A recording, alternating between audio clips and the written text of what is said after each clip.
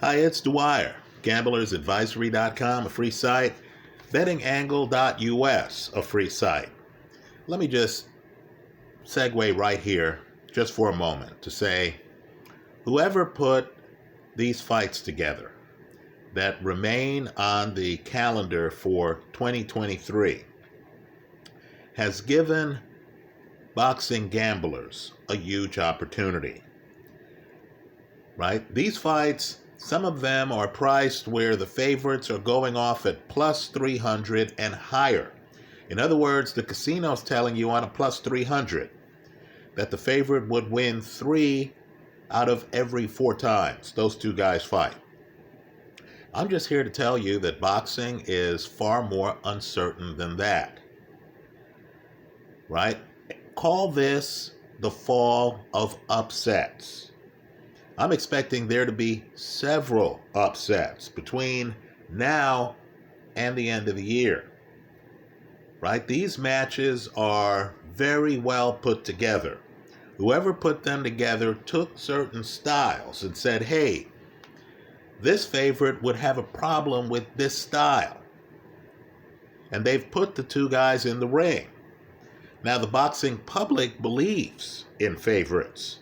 The boxing public doesn't know that an inspired guy with very little experience could hop in the ring with a reigning heavyweight champ, could knock the champ down, and could land more power shots over 10 rounds. We know that could happen because it just happened. Right? The public doesn't understand that styles make fights. That I can look at two guys in the abstract and say, oh, fighter A is the better fighter, but, wow, the lights are going out here. But fighter A would have a problem with fighter B's style.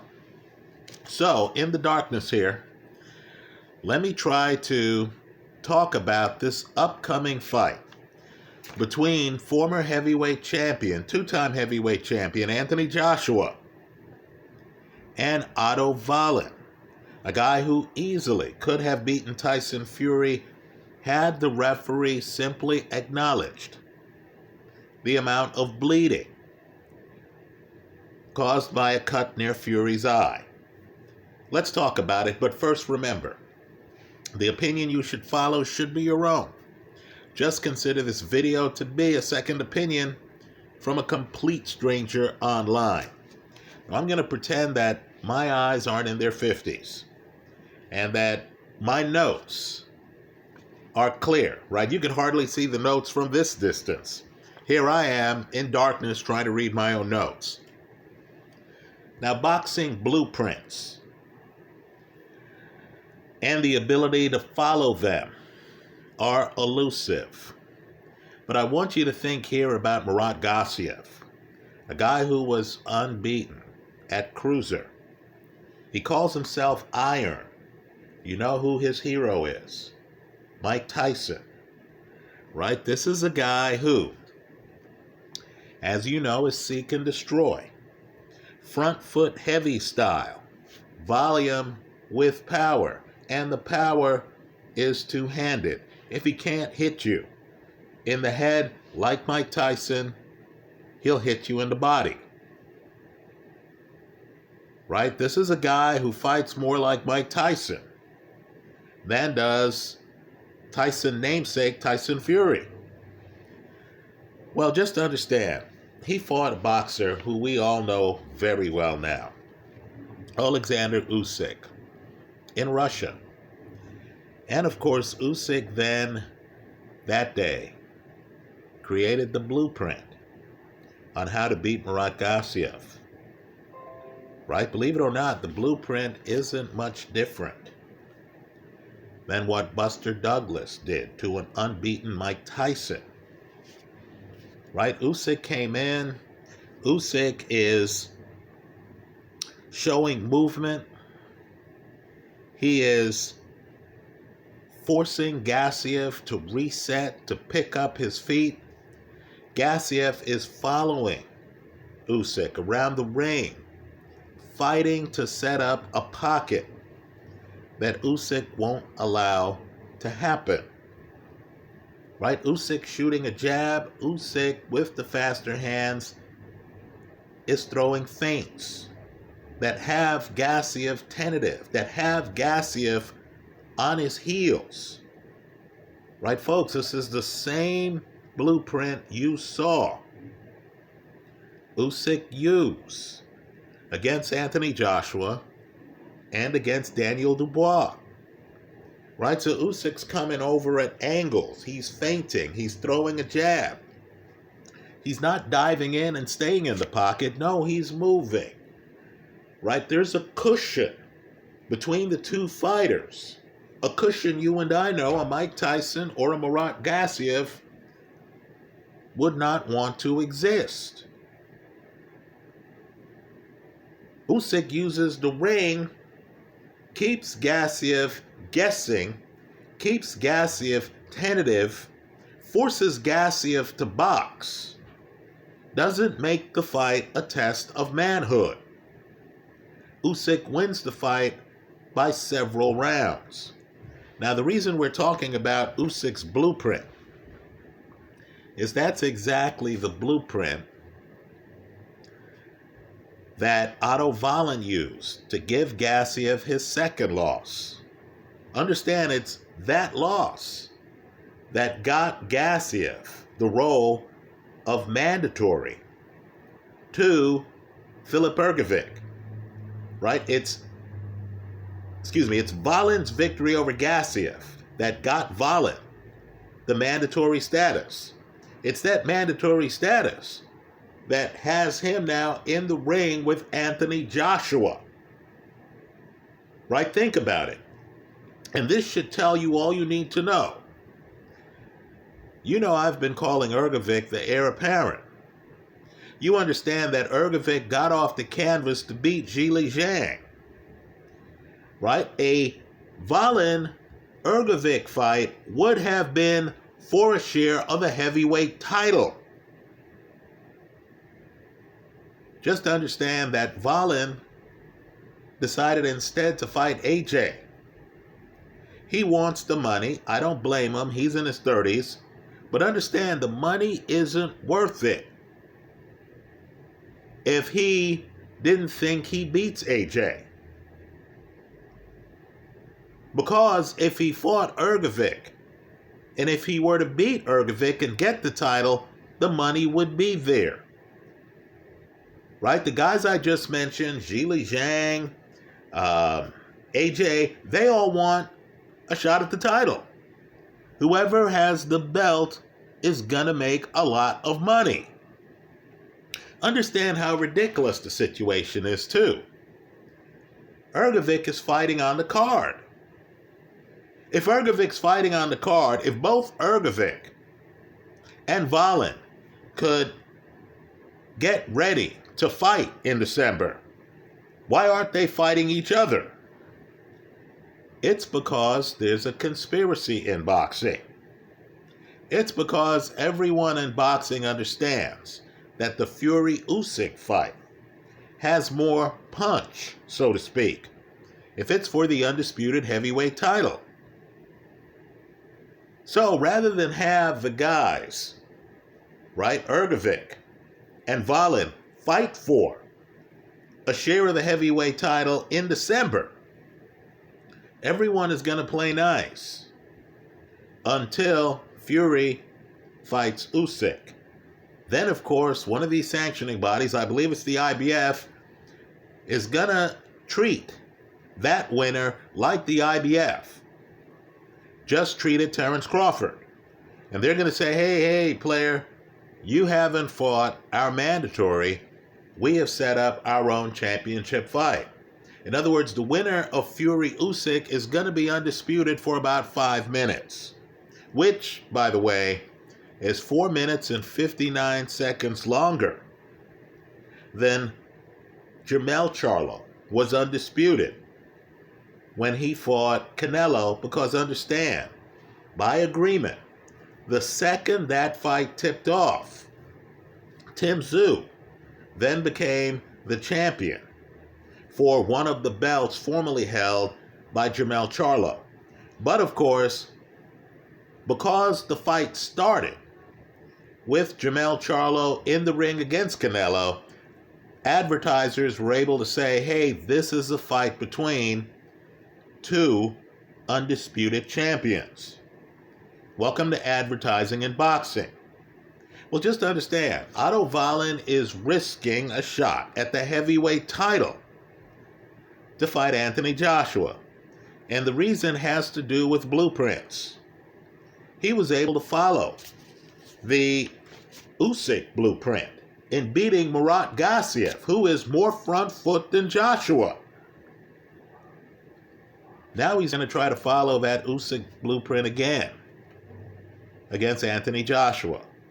And understand, unlike the Usyk blueprint against Gassiev, which was a 12-round blueprint, he now has 24 rounds of blueprint to look at in modeling, channeling Usyk style against Joshua. Now I have in my favorites folder right now on YouTube the first part of the fight between Otto Wallin and Murat Gassiev. And you're going to notice Gassiev is coming forward. He wants to pin Otto Wallin. He is throwing big shots.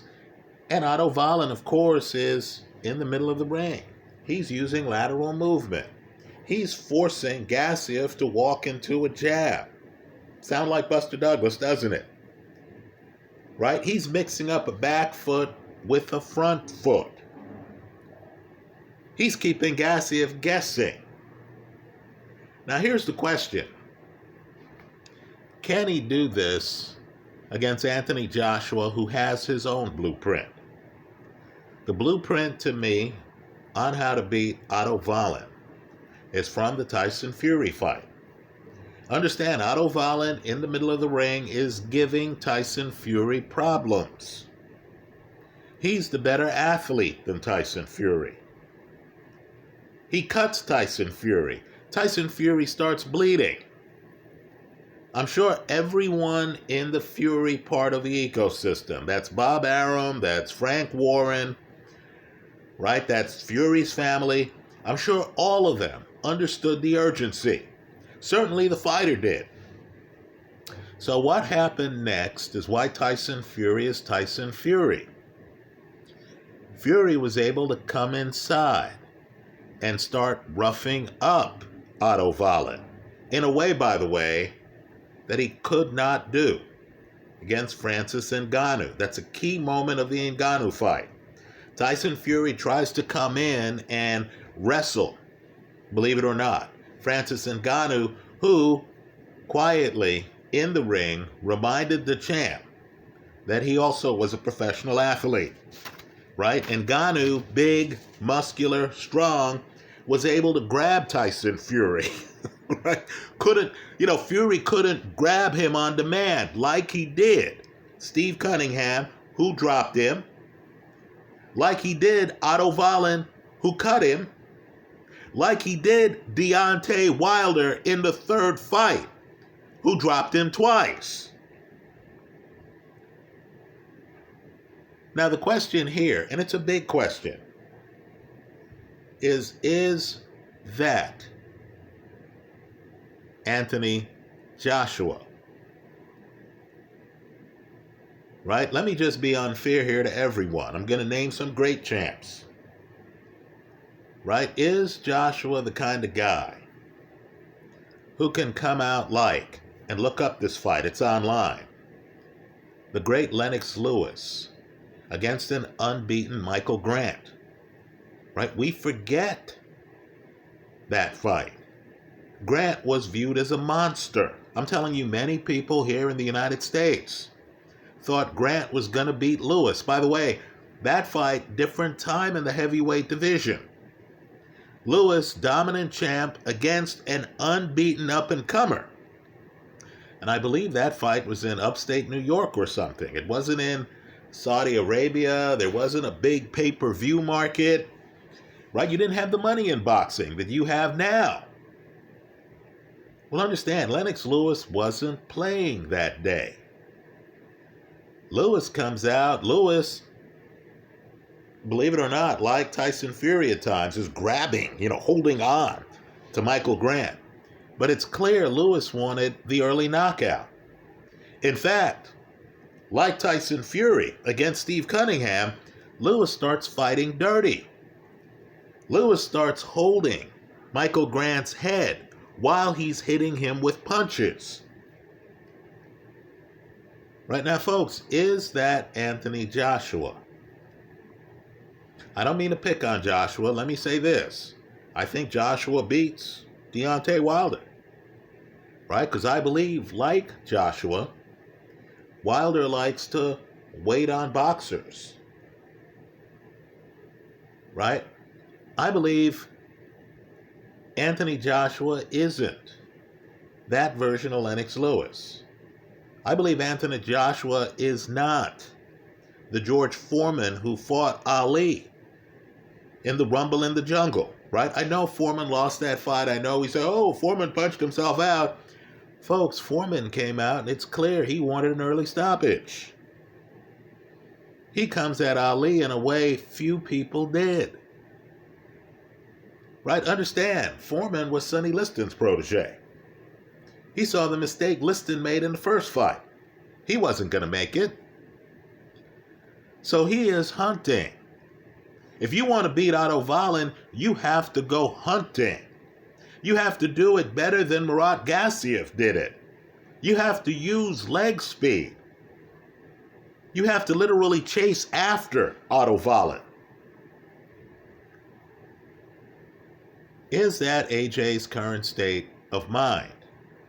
Keep in mind, AJ was with McCracken, who was Carl Froch's trainer, right? Carl Froch, Hall of Famer. Right? AJ then swung to Robert Garcia, who is one of my favorite trainers. Right? I've seen Robert literally transform fighters. Right? That union didn't work. Then he's with Errol Spence's trainer, Derek James. I thought AJ looked great. Looked great in my eyes against Robert Helenius. Right? AJ has his hands up. AJ looks like he's thinking about defense. But Helenius had just had a match. And here was Helenius hanging around. Helenius wasn't under any great pressure. Right? It wasn't like Helenius was fighting the Lennox Lewis who KO'd Michael Grant. It wasn't like Helenius was fighting the George Foreman who fought Ali. Or the Joe Frazier who fights Ali the first time. Right? Helenius makes it to the second half of the fight, folks. Doesn't Helenius make it to the seventh round? Right? AJ is trying out boxing skills, isn't he? Right, folks? The bet I'm recommending here, because I don't believe AJ is going to run across the ring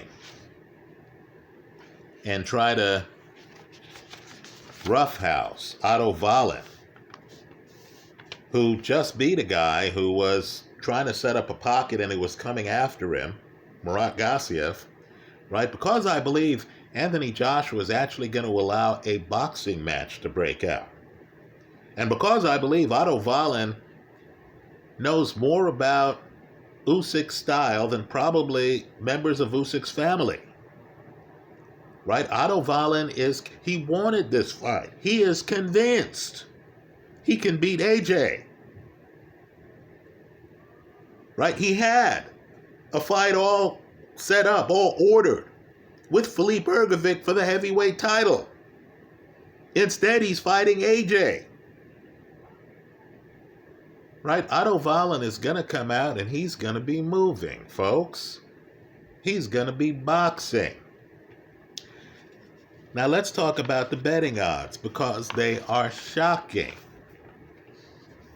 They're shocking. If you go to Odds Checker right now, you're going to see that they have listed a fight between AJ and Joe Joyce. And believe it or not, they feel that Joe Joyce would be a plus 125 underdog. Right? This is the Joe Joyce who got stopped twice by Zhili Zhang. Right? Odds checker, they list these odds just in case these two guys fight, right? In other words, if something happens to Otto Wallin in training or whatever and Joe Joyce were to step in, you have a betting line already up. Joe Joyce is a plus 125 underdog, right? Bet $100 to win $125 in profit plus the return of your $100. Would it shock you to know that Otto Wallin, and let's be clear here, this is a guy who's already gone the distance with Tyson Fury. This is a guy who has already gone the distance and beaten Murat Gassiev. In other words, there's some stiff names on Otto Wallin's resume. Otto Wallin has shown that he can survive against world-class opposition. Somehow the betting spread, according to oddschecker.com, and I admit I haven't seen this line posted yet at my casino, but Otto Wallin isn't a plus 125 like Joe Joyce. Folks, he's not even a plus 200. He's not even a plus 300. He's a plus 320. They're giving him less than a 1 in 4 shot of beating Anthony Joshua. The bet I like is Otto Wallin, simply to win, because they're compensating you for the risk. Right? Here's Otto Wallin, who goes the distance with Tyson Fury, has Tyson Fury bleeding. Right? Understand, that's one of those moments where Fury could have lost his title, and there would have been very little outcry. Right? I like Otto Wallin simply to win. I'm expecting Wallin to come in and to think he can outbox AJ. Right? And I'm expecting AJ, who's now with Ben Davison, for this fight. I'm expecting AJ to be tentative in the early rounds. Why? Because wasn't he tentative in the early rounds in both fights against Alexander Usyk? Doesn't a fighter with volume, who is not going to come at AJ? I agree, AJ's dangerous when you come at him. But if you're smart and you realize, hey, I don't have to come at him, I can box him. All I have to do is win the rounds. I don't have to hurt the man. I know the guy hits hard with both hands. I don't have to have the shootout. Right? In basketball terms, I don't need to try to get layups. I can hit jump shots. As long as I outscore the other guy, I win the game. Right? I don't think AJ has a George Foreman in him right now. Right? I don't think AJ has the Lennox Lewis who destroys Michael Grant, the Lennox Lewis who destroys Andrew Galata in the first round. I don't think AJ is that kind of guy. He doesn't go looking for you. No, the mindset is you go looking for him. You dare him. And then he takes you out. So, Dillian Whyte is pushing the issue against AJ, isn't he? Right? He's shooting a jab. He's keeping AJ busy. He's coming in. Right? I mean, think about the AJ fights. It's when the other guy turns up the heat that AJ then is able to fire back. Alexander Povetkin.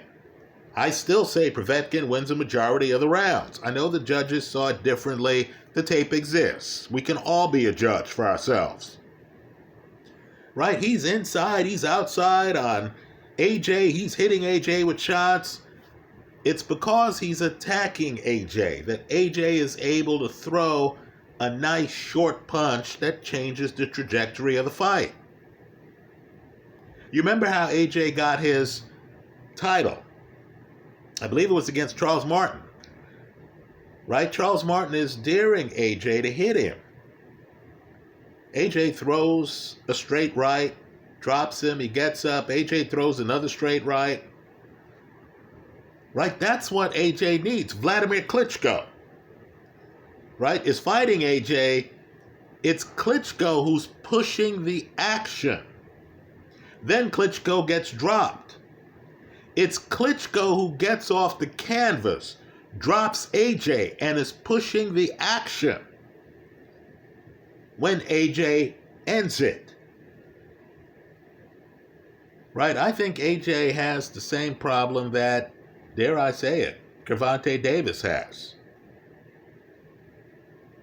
Right? You remember Gervonta Davis against Mario Barrios, where a boxing match breaks out. Barrios is smart. Barrios is outboxing Gervonta Davis. Doesn't step on the gas to go the extra step deep in the pocket. Doesn't go for the knockout. Is content just winning rounds, right? I believe he had Virgil Hunter in his corner, right? They were on the verge of beating Gervonta Davis, who was asleep at the wheel. And then, of course, there was Floyd Mayweather at ringside, who takes Davis aside and basically gives him a Angelo Dundee, "You're blowing it, kid" speech. Then Davis wakes up and realizes, man, I've got to get reckless here. I've got to take risks. Now, my point to you is simply, isn't that the situation that Anthony Joshua is in here? Folks, look, I'm not saying Otto Wallin is Ali in terms of boxing ability and movement, but wow, what I am saying is he's going to outmove AJ, right? You remember AJ's plan against Usyk. I know it seems bizarre now, but you remember the first fight. You sat down, you're watching the first fight. Was there a moment in that first fight where you thought to yourself, wow, AJ is trying to outbox this cruiserweight who has just shown up to the heavyweight division? Right? AJ is in here trying to throw counters and trying to win on the judges' scorecards. Where's that George Foreman mindset of, hey, I'm the bigger man. You're going to have to deal with my size and my punch. I'm coming in both guns blazing. You're going to have to catch me. You're going to have to show me that you can hurt and drop me to have a chance in this fight. Right, folks? When did AJ have that attitude over the 24 rounds of fighting Usyk? Because he's going to need that attitude here. If you look at the film, don't look at the highlights, because I know that Gassiev-Wallin fight, you know, Gassiev fans want you to believe their guy was robbed. If you look at highlights, you're going to see the film editor's choice of great moments in the fight. No, sit down with the actual first few rounds of the fight. I know the fight's close. I'm not saying it wasn't close. But style-wise, you're going to notice Wallin is moving, right? Wallin will come in the pocket. Then as Gassiev comes forward, right? Wallin's not Thomas Hearns against Hagler. No, Wallin moves away because Wallin understands if this gets to a testosterone contest where we're both trying to knock each other out, I'm going to lose to this student of Mike Tyson. So Wallin is in there boxing, right? Wallin wants a cushion. Wallin is moving. Wallin is content landing shots than making Gassiev miss? If he's content that way against Anthony Joshua, I believe there are going to be problems. Right? Given that Joshua has yet another trainer who's going to be in his corner for this fight. And we all understand Derek James has other boxers, has a full stable of boxers who he has to split his time with. We all understand that. Right? But all I'm saying is, how certain are you of the style Anthony Joshua is going to use? Tracking Joshua interviews, he talks about how he didn't really understand defense until recently. You're thinking, really? Weren't you an Olympic gold medalist?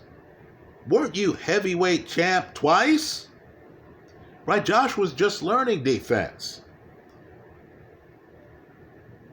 It's going to be a big ask to have Joshua, who, big puncher, I agree, has a great left hook that you hardly ever see. Right, I agree he has a jab. You saw it in the Joe Parker fight. Right, he has a pretty good jab. But Joshua is cautious. Right, he's the big guy who wants to box. He's not the big guy who wants to put you in a box.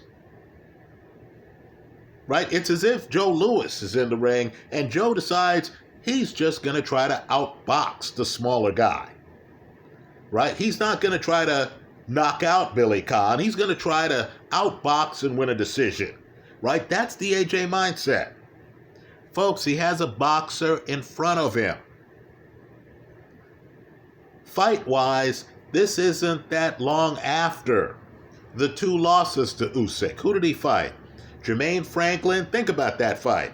Franklin is diving into the pocket. Right? You don't see Franklin on his back foot, throwing a jab, maintaining a cushion, using the ring. Right? No. Franklin is in front of Joshua. That fight goes the distance. Then you have Helenius. Right? Helenius, who himself is one of the biggest punchers in the heavyweight division, is hanging around. But yet, that fight's not exactly Foreman-Ron Lyle. Right? No, that fight is kind of low action. Joshua's showing you some defense, some head movement. But understand, Joshua moves better than Helenius. Right? He does not move better than Otto Wallin. Right? Understand the hedge too. The hedge is Joshua by stoppage. So if Joshua repeats the Helenius performance, you're good. He got the stoppage in that fight. Right? You're getting him by stoppage at much better odds than you would Joshua simply to win. But I need for everyone to understand the risk involved. Right? Anthony Joshua is a cash cow for boxing. I believe he continues to be the biggest draw in the heavyweight division. Right? A Joshua Ngannou fight would draw a huge crowd. Right? In part because fans privately have doubts about Joshua. Right? You saw Tyson Fury having problems. You're thinking, wow, Tyson Fury actually has a mobile jab. Tyson Fury actually has a lot of upper body movement. Right? Can hide a 6'9" frame at times in the ring. You wonder if Anthony Joshua would be able to do that against Ngannou. Right? I understand if you're a conspiracy theorist, you're thinking, hey, the powers that be in boxing recognize that Joshua is the much bigger name. I need for you to understand the risk involved. If Anthony Joshua wins a decision, you lose it all.